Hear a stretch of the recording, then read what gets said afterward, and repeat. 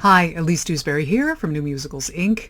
with the third in my little mini-series on collaboration. And this one is best practices. So I want to talk just a little bit about the collaborative process itself and how to try to best maintain a good working relationship. Number one, the very first thing that I'll say that's the most important is respect. If you respect each other, then everything else will just sort of fall into line. As soon as collaborators start to disrespect each other, things are going to fall apart really fast. This is particularly true if you've been put into a collaboration, if it wasn't necessarily your choice, if a producer has teamed you up with someone, or if you're in some kind of a workshop or something where someone has teamed you up, then you might feel like you've been teamed up with someone who isn't as good as you are. And you immediately start to disrespect that person's talent, that they can't do it as well as you. This will also happen in a longer term collaboration, where you've chosen to work together, but circumstances you might reach a point where you think, man, if I were doing that part, I would just do it better, and you start to lose respect, and that is just a pathway to disaster. So I would really encourage you to maintain respect above all. In my last couple of sessions, I talked about how collaboration is like a marriage. So best practices in a collaboration are very similar to best practices in a marriage as well. Respect is the most important thing. I think the next most important thing is going to be the same for both as well. Communication. You have to stay in communication. The worst thing you can do and this is particularly true, it's a little less true in a relationship, because if you're living together, it's a bit harder to actually ghost someone, but if you're in a collaborative relationship with someone, it easily happens that you can just ghost them altogether. So you just don't stay in touch. You miss a deadline and you just don't respond. That's just the worst possible thing you can do. I do not believe that, unless you're unconscious for whatever reason, that you can't send off either a very quick text or a very quick email saying, sorry, can't respond right now, I'll get to you when I can. I think it's never impossible to do that, no matter how busy you are, no matter how crazy things are. If your collaborator is expecting a response from you and you don't have time to give it, you do have time to say, sorry, I'll catch you later. You do have time to let them know that you at least know that they're trying to get in touch with you and they want a response. And you can at least acknowledge it. Then you're not ghosting them. So don't not respond because you just don't have the full response that you want yet. Tell them that. Say, I'm going to have to, I have to spend some more time before I can respond to this. I don't have that lyric ready yet. I thought I would, but something came up.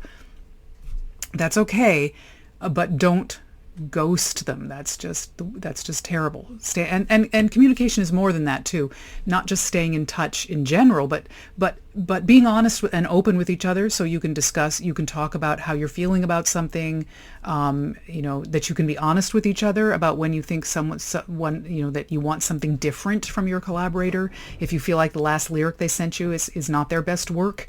When you really admire someone and you really love their work, it should be really easy for you to say, this isn't your best work. I know you, and I know this isn't your best work, and I know you can do better. Let's talk about how to get it better. You should be able to be honest about that without it becoming argumentative or angry or difficult. Don't be a bully and don't be bullied. Don't be the kind of person who just tries to railroad your ideas over your collaborators and it's their job to just acquiesce. And don't be the one who just acquiesces. It should be a partnership. You should be, you should be able to stand up for what you want, but still be open-minded about what your collaborator wants, and never feel like it's always one person getting their way and the other person submitting. So really try to get that balance so that that's not happening. Don't do the other person's work for them. So if you're the lyricist and you send your lyric to the composer, and when they send it back to you, they say, I was having problems with this section, so I just rewrote the lyric. I just put a new lyric in there. If you want to change it, you can. I would highly recommend you not do that unless you've managed to very clearly and openly and honestly establish a relationship where you can do that. I would say don't do that. I would say if you're the composer, write back and say, I was having problems with this little section, so where I wasn't sure what to do, I just wrote la la. Can you take a look at that and see how we can adjust the lyric? Don't actually do the work for them. I haven't seen this happen, but I've used this as an example. If you were a composer and you sent the music to your lyricist, you wouldn't expect them to send it back with the lyric written in and saying, I didn't really like the melody in this bar, so I changed it to this. I hope you're okay with that. So imagine how you would feel as a composer if your lyricist did that to you. I don't think you'd be too happy. So I think you can assume the same is true, that if you just say, oh, I just threw in a dummy lyric here, but you don't do it. Make your dummy lyric be la la la. Same for the book writer. If the lyricist and the composer feel like they need something in a scene, they want a line of dialogue, don't just write one in and say, oh, we threw in a dummy line of dialogue and we'd like, so rewrite it if you want to, because you've already overstepped. So just say, we need a line of dialogue here that accomplishes this. Can you send us one? And let them do it. So let people do their own work. Don't do it for them, even, and don't couch it in, I did a dummy one, you can change it if you want, because you've already overstepped your bounds, and so it doesn't help to say you can change it if you want. Just ask for what you need, and don't do it yourself. On the other hand, if you have the kind of working relationship where, let's say you're the lyricist, you're the book writer, and you have the kind of relationship where you can say, oh, I have a great idea for a lyric in that spot. What if you changed it to this? What if we reverse that? Or what if we did this? And maybe the lyricist says, awesome, that's fantastic, I love that lyric, and you've got a great relationship, and the lyricist loves what you did, and so they incorporate it. Then don't ask for credit for that. Don't at the end of the day say, as the book writer, I actually wrote some of those lyrics, so I think I should get a co-lyricist credit. Don't offer. Same thing if you're the lyricist and you say, I have an idea for a hook for this tune, and the composer says, great, I'm going to riff off that. Then don't ask for credit for that. If the division of labor in your relationship is book, lyrics, music, stick to that. Feel free in your collaboration to offer suggestions in the other arenas, which can be taken or not taken as the person feels, but then don't ask for credit for it after the fact.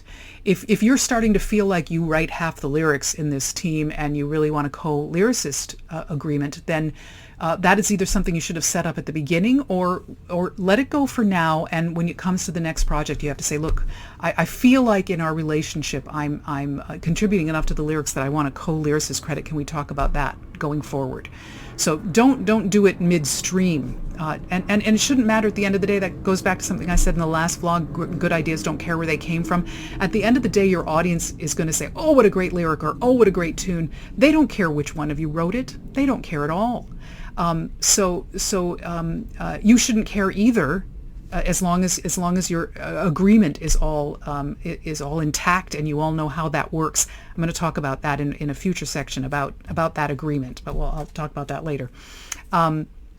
But I think as a best practice, stick to your own lane. Give as many, offer up as many suggestions as you want in the other areas of collaboration. Accept the fact that some of them will be used, some of them won't, and then don't ask for credit for them. So those are just some of what I would consider to be best practices in a collaboration. Very much like a marriage, you have to respect a person and communicate with them, and be honest and open with them, and understand each other's strengths and weaknesses and support each other.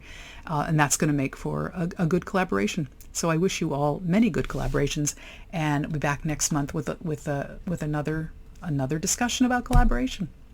Bye-bye.